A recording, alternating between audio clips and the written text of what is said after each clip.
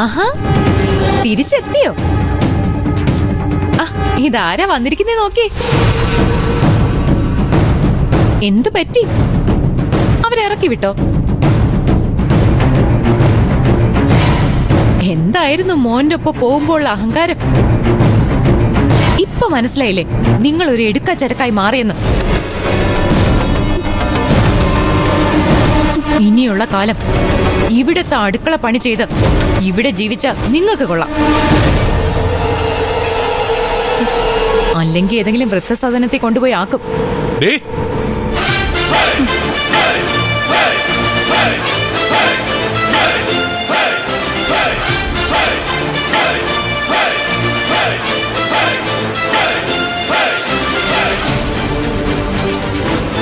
നിരഞ്ജൻ കൂടി അറിഞ്ഞിട്ടാ അമ്മ ഇവിടെ കൊണ്ടാക്കിയത്.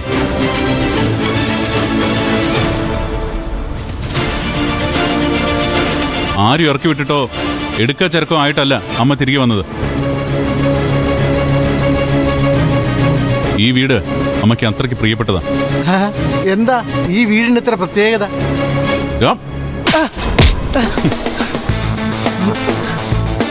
കുടുംബക്കാർ തമ്മിൽ സംസാരിക്കുമ്പോ ഇടയ്ക്ക് കയറരുത്. അമ്മ ഇവിടെ തന്നെ താമസിക്കും.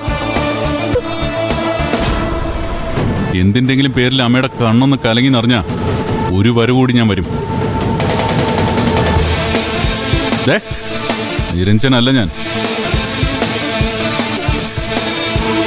പിന്നെന്താ സംഭവിക്കാൻ പോകുന്നതെന്ന് ഇപ്പൊ ഞാൻ പറയുന്നില്ല. കത്തിച്ചു കളയും ഞാൻ.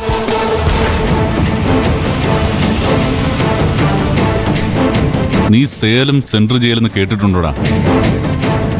അവിടെ ഞാൻ കുറച്ചാലും കഴിഞ്ഞിട്ടുണ്ട്. അത്രയും വരില്ലല്ലോ ഈ പൂജപ്പുര. അതുകൊണ്ട് എന്നെ നീ ഇങ്ങോട്ട് വരുത്തരുത്. വരുത്തിയ രണ്ടിലൊന്ന് തീരുമാനിച്ചിട്ട് ഞാൻ തിരിച്ചു പോകും. കേട്ടോ?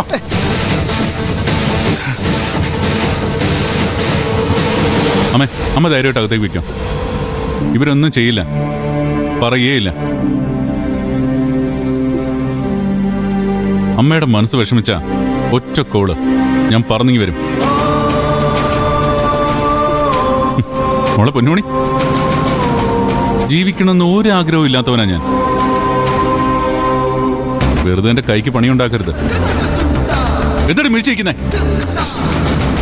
പോയി അമ്മയ്ക്കൊരു ചായ ഉണ്ടാക്കി കൊടുക്ക്. ചെല്ലടി.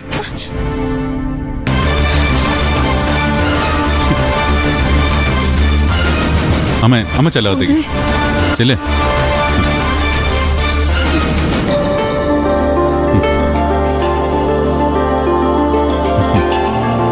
ഇത് കൊള്ളാം.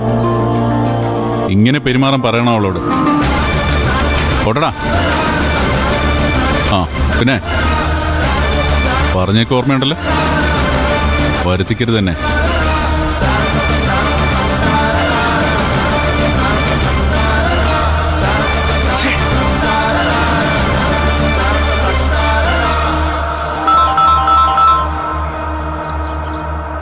പറവിശാലേ. ഡോക്ടറെ, അമ്മയെ കൊണ്ടുപോയി ഞാൻ വീട്ടിലാക്കിയിട്ടുണ്ട്.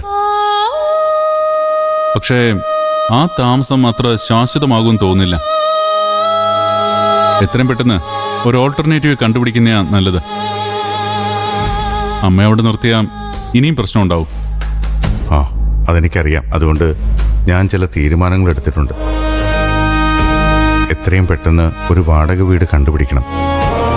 എന്നിട്ട് അമ്മയെ അങ്ങോട്ട് മാറ്റണം. അല്ല, അത് പ്രാക്ടിക്കലാണോ? അമ്മ എന്തായാലും തനിച്ചേർത്താൻ പറ്റില്ലല്ലോ. ഒന്നുകിൽ ഡോക്ടർ പോയി കൂടെ നിൽക്കേണ്ടി വരും, അല്ലെങ്കിൽ ഒരു ജോലിക്കാരി നിർത്തേണ്ടി വരും. അതിനെക്കുറിച്ചൊന്നും ഞാനിപ്പോൾ ചിന്തിച്ചിട്ടില്ല.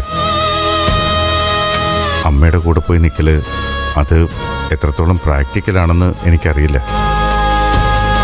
എന്തായാലും അമ്മയിട്ട് കഷ്ടപ്പെടുത്താൻ ഞാൻ തീരുമാനിച്ചിട്ടില്ല. അമ്മയ്ക്ക് മനസ്സമാധാനത്തോടെ താമസിക്കാൻ പറ്റണം. അതിന് ഉടനെ ഒരു പരിഹാരം കാണണം. ഒരു തരത്തില് നമ്മൾ രണ്ടുപേരും തുല്യ ദുഃഖിതരാ. നമ്മുടെ അമ്മമാര് നമ്മുടെ കൂടെയില്ല. ശരിയാ, എന്ത് ചെയ്യാനാ, ഓരോ യോഗം. എന്തായാലും ചെയ്തു തന്ന ഉപകാരത്തിന് ഒത്തിരി താങ്ക്സ്.